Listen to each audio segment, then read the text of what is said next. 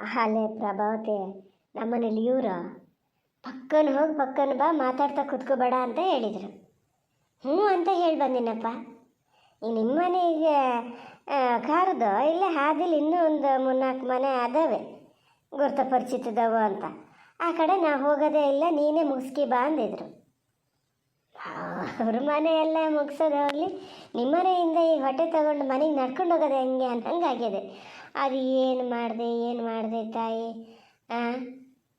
ಭಾಳ ಆಶ್ಚರ್ಯ ಆಗ್ತದಪ್ಪ ನನಗೆ. ಅಲ್ಲಿ ನನ್ನ ಹತ್ರ ಮಾತಾಡ್ತಾನೇ ಇದ್ದೆ. ಅದು ಯಾವ ಮಾಹಿತಿಯಲ್ಲಿ ಅಡುಗೆ ಮಾಡಿದೆ ನೀನು? ಅದೇನಾದ್ರು ಒಂದೆರಡು ಬಗೆನಾ? ನನ್ನ ಕೈಲಾರ ಆಗಲ್ಲ ಮರತೆ, ನನ್ನ ಕೈಲಾರ ಆತಿರಲ್ಲ. ಮಾತ್ರ ನೀನು ನಮ್ಮಂದೇ ಕೈ ರುಚಿ ಬಂದದ್ದು ನೋಡು. ಆ ಗಡ್ಬಿಡಿಲಿ ಮಾಡಿದ್ರು ಒಂದಕ್ಕಿಂತ ಒಂದು ರುಚಿ. ಹಾಂ, ತೆಗಿ ಮಾರತಿ ನೀನು. ಚೂರೇನೋ ಮಾಡಿದ್ರೆ ಅದನ್ನೇ ಒಂದು ಹೇಳೋದು ನೋಡು, ನಾನು ಏನೇನು ಔಟ್ಲ ಮಾಡಿನೇನೋ ಅನ್ಬೇಕು. ಆಗಲೇ ಬಂದಲ್ಲ, ಇಷ್ಟು ದಿವ್ಸಕ್ಕೆ ಒಂದು ಸತಿ ಅಂತ ಈ ಕಾಲು ನುಣುಕ್ತಲ್ಲ ನಿಂಗೆ. ಭಾಳ ಖುಷಿ ಆಯ್ತು ಮಾತ್ರ ಜಲ್ಜ. ಮದುವೆ ಮನೆಗೆ ಮಾತ್ರ ನಾನು ತಪ್ಪಿಸೋದೇ ಇಲ್ಲ ನೋಡು, ಬಂದೇ ಬರ್ತೀನಿ. ಅಲ್ಲ ಈಗ ಜಲ್ಜ, ನಾನು ಆವಾಗಲೇ ಕೇಳಬೇಕು ಅಂತ ಮಾಡಿದೆ, ಬಾಯಿ ಕರೆ ಮಾಡ್ತಿದ್ದೀಯಲ್ಲ, ಪತ್ರಿಕೆ ಮಾಡಿಸಲ್ಲನೇ? ಅದೆಲ್ಲ ದೊಡ್ಡ ಕಥೆನೇ ಪ್ರಭಾವತಿ. ಎಂತ ಮಾಡೋದು ಹೇಳೋ, ನಮ್ಮ ಹಣೆಯಲ್ಲಿ ಬರಬೇಕು. ಮದುವೆ ಜೋರಾಗಿ ಮಾಡಬೇಕು ಅಂತಲೇ ನಮ್ಮನೇಲಿ ಇವರು ಹುಡುಗಿ ಮನೆಯಲ್ಲಿ ಎಲ್ಲರೂ ಕಾಯ್ತಾ ಇದ್ದಾರೆ. ನಮ್ಮ ಪವನ ಬಿಲ್ಲಕ್ಕುಲ್ಲು ಬೇಡ ಅಂತ ಕೂತಾನೆ. ಅಷ್ಟು ಜನರನ್ನೆಲ್ಲ ಸೇರಿಸಿ ಇದು ಮಾಡೋದು ಏನು ಬೇಡ, ಖರ್ಚಿಗನಲ್ಲಿ ಬೇಡ, ಎಲ್ಲರೂ ಹೋಗಿ ಮಂತ್ರ ಮಾಂಗಲ್ಯ ಮಾಡ್ಕೆ ಬಂದರೂ ಸಾಕು ಅಂತ. ಅಂತ ಹೇಳೋದು, ಎಂಥ ಲವ್ ಪವು ಎಲ್ಲ ಮಾಡ್ಕೊಂಡಾರು ಅಪ್ಪ ಅಮ್ಮನ ಒಪ್ಪಿಸಿ ಗ್ರ್ಯಾಂಡಾಗಿ ಅವ್ರ ಮನೇಲಿ ಅವ್ರು ಮದುವೆ ಮಾಡ್ಕೊತಾರೆ. ಇವಕ್ಕೆ ಹಂಗಾರೆ ಹೇಳಿದ ಯಾಕೆ ಬಾಸ್ ಬರೋಲ್ಲ ನೋಡೋಣ ಹೇಳ. ಅಲ್ಲೇ ಮಂತ್ರ ಮಾಂಗಲ್ಯ ಅಂದರೆ ಒಂದು 8-10 ಜನ, ಈಗ ಅಪ್ಪ ಅಮ್ಮ ಅಕ್ಕ ತಂಗಿ ಇಂಥವ್ರು ಮಾತ್ರ ಹೋಗೋದು ಅಂತಾರಲ್ಲ. ಇಲ್ಲ, ಹಂಗೊಂದು 50-100 ಜನ ಹೋಗ್ಬೋದಂತೆ. ಹಿಂದಿನ ಕಡೆಯಿಂದ 8 ಜನ ಆದರೂ ನಮ್ಮ ಕಡೆಯಿಂದ ಒಂದು 8 ಜನ ಅಂತ. ನಾನು ಯಾರಿಗೂ ಹೇಳಲ್ಲ. ಈಗ ನಿಂಗೆ ಪಾಪ ಅಂಥದ್ದು ಒಂದೆಲ್ಲ ಸಂಬಂಧ ಮಾಡೋಣ ಅಂತ ನೋಡು, ಅದು ಹಿಂಗೆ ಹಾಕಿ ಕೂತ್ಕೋತಾ ಭಾಳ ಮುನ್ಸಿತ್ತು ಇನ್ನೊಬ್ಳನ್ನ ಕರಿಬೇಕು ಅಂತ. ಮನೆಗೆ ಒಂದೇ ಜನ. ನಾ ಮೊನ್ನೆ ಮನೆಗೆ ಹೋಗಿದ್ನಲ್ಲ, ಮನೆಗೆ ಹೋದ್ರು ಆಚೀಚೆ ಮನೆಯವ್ರಿಗೆ ಯಾರಿಗೂ ಹೇಳಲ್ಲ, ಅಡೆಗೊಂದೇ ಎಲ್ಲ ಕಾಯ್ತಾ ಇದ್ದಾರಂತೆ. ಜಲ್ಜ್ ಬರ್ತದೆ, ಪತ್ರಿಕೆ ಕೊಡ್ತದೆ ಅಂತ. ಎಂತ ಮಾಡೋದು, ಹಿಂಗೆ ಅಕ್ಕಿ ಕೂತದಲ್ಲ. ಈಗ ನಮ್ಮ ಊರಲ್ಲಿ ಒಂದು 4-5 ಮನೆಗೆ, ನಿಮ್ಮ ಮನೆಗೆ ಅಷ್ಟೇ, ಬೇರೆ ಯಾರಿಗೂ ಹೇಳಲ್ಲ. ಈಗ ನಮ್ಮ ಸರಿತನ ಪುರಿತನ ಎಲ್ಲ ಹತ್ತಿರ ಕೊಡೋಕೆ ಹೋಗಿ ಅವರಿಬ್ಬರಿಗೆ, ನನ್ನ ಮಗಳು ಪಲ್ಲವಿ, ಅಷ್ಟು ಬಿಟ್ಟರೆ ಬೇರೆ ಯಾರಿಗೂ ಇಲ್ಲ. ಸಹಿಯನ್ನ ನಾನು ಅದೇ ನೋಡಿದೆ. ನಾನು ಮಾತ್ರ ಆಸೆ ಮಾಡಿದ್ನೆ ಜಲ್ಜ, ನನ್ನ ಮಗಳೊಂದು ನಿಮ್ಮ ಮನೆಗೆ ಬಂದರೆ ಭಾಳ ಗನಾಗತ್ತದೆ. ಗೊತ್ತಿದ್ದಳು, ಇಲ್ಲೇ ಹತ್ತಿರ ಮುಟ್ಟ ಒಂಚೂರು ಜ್ಞಾನ ಆದರೂ ಹೋಗಿ ನೋಡ್ಕಿ ಬರ್ಬೋದು. ಭಾಳ ಆಸೆ ಮಾಡಿದ್ದೆ. ಎಂತ ಮಾಡೋದು ಹೇಳು, ನಾವು ಅಂದ್ಕೊಂಡಂಗೆ ಎಲ್ಲ ಆಗಿದ್ದರೆ ನೀ ತಿಳ್ಕೊತೀಯೇನ. ನಮ್ಮನೇಲಿ ಇವರು ಪ್ಯಾಟಿಗೆ ಹೋದಾಗ ಸ್ವಲ್ಪ ಗುಮಾನಿ ಅದೇ ಮದುವೆ ಆಗೋದು ತಪ್ಪೋತದೇನೋ ಅಂತ ಹೇಳೆಲ್ಲ ಮಾತಾಡೋರಂತೆ.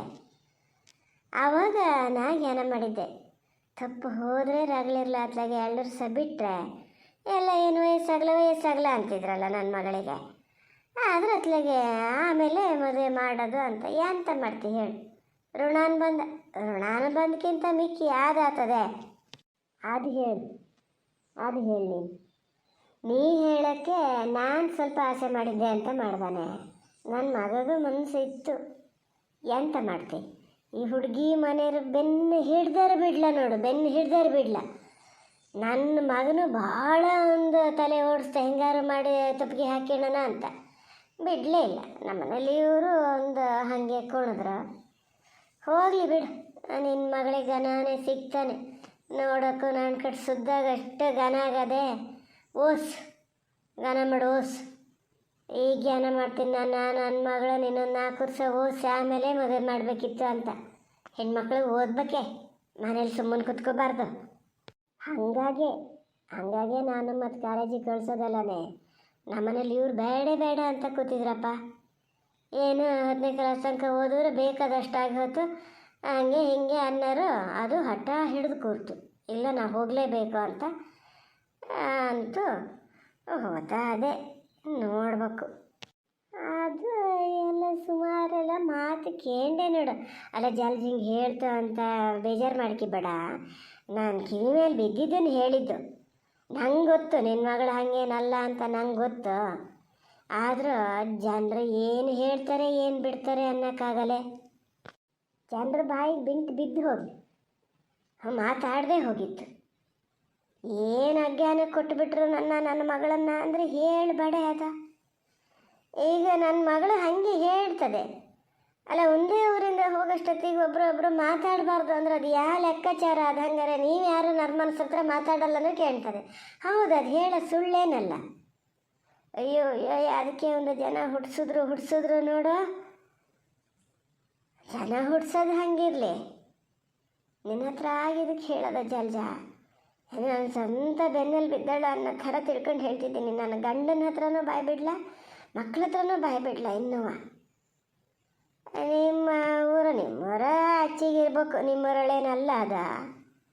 ಆ ಶೇಖರ ಶೇಖರ ಅದನಲ್ಲ, ಅವನು ಹೆಂಡ್ತಿ. ನೀ ಹೇಳ್ತೀಯ ಮೊನ್ನೆ ನಮ್ಮನೆಗೆ ಬಂದುಬಿಟ್ಟದೆ. ಓ, ಶೇಖರನ ಹೆಂಡ್ತಿ ಬಂದಿತ್ತಾ? ಮಗಳನ್ನ ಕೊಡುವಂತ ಕೇಳೋಕ್ಕೇನ? ಈಗ ಎಲ್ಲ ನಮ್ಮನೆಗೆ ಕೊಟ್ಟು ಬಿಡ್ತೀಯೇನ ಅಂತ ಅದಕ್ಕೆ ಜೀವದಲ್ಲಿ ಜೀವ ಇರಲೇನೋ. ನೀನು ಮಾತ್ರ ಕೊಡಬೇಡ ನೋಡು, ಹೇಳಿನಿ.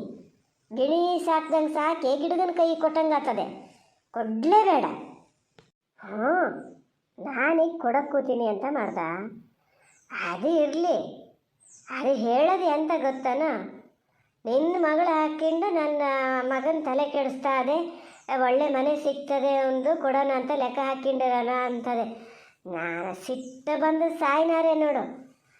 ಅದಕ್ಕೆ ಹೇಳಕ್ಕೆ ಬಾಯಿ ಬಂದಿದ್ದಾರು ಸಾಕಲೆ.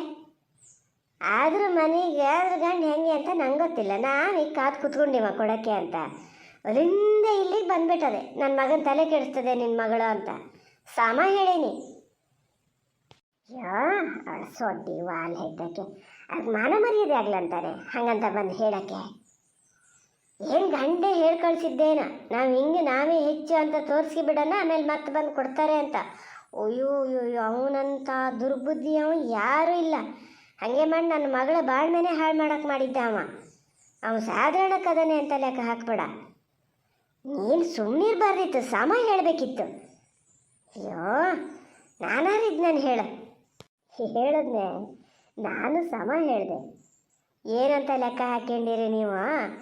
ನಿಮ್ಮ ಚರಿತ್ರೆಯನ್ನು ಎಲ್ಲರಿಗೂ ಗೊತ್ತಿಲ್ಲ ಅಂತ ಮಾಡಿರಾ? ಯಾವ ದೊಡ್ಡಿದು ಅಂಥೇಳಿ ನನ್ನ ಮಗಳನ್ನು ನಿಮ್ಮನಿಗೆ ಕೊಡೋಕ್ಕಂತ ಕೂತೀವಿ. ಕೊಂದ್ಸಲ ಕಾಣಬೇಡಿ, ಸುಮ್ಮನೆ ಹೋಗಿ ಅಂದೆ. ಎಲ್ಲರೂ ನಮ್ಮನೇಲಿ ಇವರಿದ್ದಿದ್ರೆ ಗಲಾಟೆ ಬಿದ್ದು ಹೋತಿತ್ತೇನು. ಹೇಳಿದೆ ನಾನು, ಸುಮ್ಮನೆ ಅವ್ರು ಬರೋ ತನಕ ಇಲ್ಲಿ ಕೂತ್ಕೊಂಡು ರಾಣ ರಂಪ ಮಾಡೋದು ಬೇಡ, ನಿಮ್ಮ ಮನೆಗೆ ನೀವು ಹೋಗಿ ಸುಮ್ಮನೆಯ ನಿಮ್ಮ ಮಗಗೆ ಬುದ್ಧಿ ಹೇಳಿ ಕೇಳಿ ಅಂದೆ. ಅಲ್ಲ, ಅವ್ನು ಹುಡುಗ ಗನಜನಂತೆ, ಸುಮ್ಮನೆ ಹೇಳಬಾರ್ದು.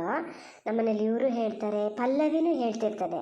ಹುಡುಗನಂತವ ಈ ವಯಸ್ಸಿಗೆ ಒಂದು ಜವಾಬ್ದಾರಿ ತಗೊಂಡು ಈಗ ಅವನು ಏನು 3 ದಿವಸಕ್ಕೂ ಕಾಯಿಲೆ ಬೀಳ್ತಾನಲ್ಲ ಅಪ್ಪ, ಅವನು ನೋಡ್ಕೊಳ್ಳೋದಾಗಲಿ, ತಾಯಿ ಅಂಥದ್ದು ಒಂದು ಇದನ್ನೆಲ್ಲ ಮಾಡ್ತಿತ್ತು, ಅದನ್ನು ಬೇಡ ಅಂತ ಬಿಡಿಸಿ ಓದೋಕ್ಕೂ ಹೋಗ್ತಾನೆ, ಕೆಲಸನೂ ಮಾಡ್ತಾನೆ, ಭಾಳ ಗನಾಗಿ ನೋಡ್ಕೊತಾನೆ. ಸುಮ್ಮನೆ ಬಾಯದೆ ಅಂತ ಹೇಳಿದ್ರೆ ಸಹಿಯಲ್ಲ. ಹುಡುಗ ಒಳ್ಳೆವ, ಆ ಮನೇಲಿ ಹುಟ್ಟ ಮಗ ಅಲ್ಲ ಅವ. ನಮ್ಮ ಪಲ್ಲವಿ ಗಂಡ ಹುಡುಗ ಭಾಳ ಕಲೋಜ. ಎಂಥದೊಂದು ಕಾರು ಇವ್ರನ್ನ ಕೇಳಿ ಯಾವ ಕೆಲಸನಾರು ಮಾಡೋದು. ಅವನ ಅಪ್ಪ ಅಮ್ಮನ ಕೇಳದೆ ಇದ್ದರೂ ಪಲ್ಲವಿ ಗಂಡನ ಹತ್ರ ಕೇಳಿ ಮಾಡ್ತಾರೆ. ಪಲ್ಲವಿ ಗಂಡ ಗೊತ್ತಲ್ಲ ನಿಂಗೆ, ಹಾಗೆ ಎಲ್ಲರ ಜೊತೆ ಸೇರೋದು, ಸಂಘ ಪಂಗ ಅವನ್ನೆಲ್ಲ ಮಾಡೋರಲ್ಲ ಅವರು. ಸರೀಕರ ಜೊತೆ ಮಾತ್ರ ಇರೋದು. ಅದೇನೋ ಯಾವ ಜನ್ಮದ ಪುಣ್ಯನ ಏನೋ ನಂಗೊಂದು ಮಗಳಿಗೊಂದು ಗಂಡ ಒಳ್ಳೆಯರೇ ಸಿಕ್ಕ್ಯಾರ ಬಿಡು. ಅವರು ಹೇಳ್ತಿರ್ತಾರೆ, ಹುಡುಗ ಭಾಳ ಗನ ಹುಡುಗ ಅಂತ ಅವರು ಹೇಳ್ತಿರ್ತಾರೆ. ಆದರೆ ಎಂತ ಮಾಡ್ತೀವಿ, ಮನೆಯಲ್ಲಿ ಪುನಃ ಹಿಂಗಲ್ಲ. ಹೌದಾ, ಹುಡುಗ ಒಳ್ಳೆಯವನೇ ಅಂತಾನ ನಮ್ಮ ಬೆಳ್ಳಿ ಹೇಳ್ತಿರ್ತದೆ. ಒಳ್ಳೆ ಹುಡುಗ, ನಾವು ಸಣ್ಣಲ್ಲಿಂದ ಒಟ್ಟಿಗೆ ಹೋಗಿದ್ದಲ್ಲ. ಒಂದು ದಿವ್ಸ ನಾವು ಯಾವ ಥರ ಇದು ಮಾಡ್ಲಾ ಅಂತ ಹೇಳಿ ನಮ್ಮನೇಲಿ ಇವ್ರು ಹೇಳ್ತಾರೆ ನೋಡು. ಅಪ್ಪನ ಎಡಕಿಟ್ಟು ಬಲಕ್ಕೆ ಬರ್ತಾನೆ, ಎಷ್ಟು ಜೋರದಾನೆ ಹುಡುಗ ಅವ, ಅವ್ನು ನಂಬೊಂದು ಹೆಜ್ಜೆ ಇಡಂಗಿಲ್ಲ ಅಂತಾರಲ್ಲೇ. ಸುಮ್ಮನೆ ಬಾಯದೆ ಅಂತ ಹೇಳಿದ್ರು ಸಯ್ಯ. ಹುಡುಗ ಹಾಗಿದ್ದವಲ್ಲ, ಅವ ಹಂಗಿದ್ದವ ಅಲ್ಲೇ ಅಲ್ಲ. ಅದರ ಮಟ್ಟಿಗೆ ನೀನು ಇದು ಮಾಡಬೇಡ. ಹೋಗ್ಲಿ ಬಿಡು, ಅವ್ನು ಎಂಥವನಾರ ಹಾಕ್ಯಂಡ್ಲಿ. ಅಲ್ಲೇ ಜಲ್ಜ, ಇವತ್ತೊಂದು ದಿವಸ ಉಳಿದ್ರಾಗಲ್ಲ. ಇಲ್ಲೇ ಇಲ್ಲ ತಾಯಿ, ಉಳ್ದು ಎಂತ ಮಾಡೋದ? ಕತ್ಲಿಗೆ ನಂಗೆ ಉಣ್ಣಕ್ಕೆ ಅಂತ ಬೇಡ, ಮನೆಗೆ ಹೋದ್ರೆ ನಾನೇನು ಉಣ್ಣಲ್ಲಪ್ಪ. ಆ ಥರ ಇಕ್ಕಿಟ್ಟಿಯ ಮಾರತಿ ಇಷ್ಟೊತ್ತು ಇದ್ದಿದ್ದೇ ಹೆಚ್ಚು. ನಮ್ಮ ಮನೇಲಿ ಏನು ಹೋಗ್ಬೇಕಾರೆ ಗಲಾಟೆ ಅದೇನೀಗ. ನಾ ಹೋಗ್ತೀನಿ ಮಾತ್ರ ಬರ್ಬೇಕು ಆತ, ಬರಲೇಬೇಕು.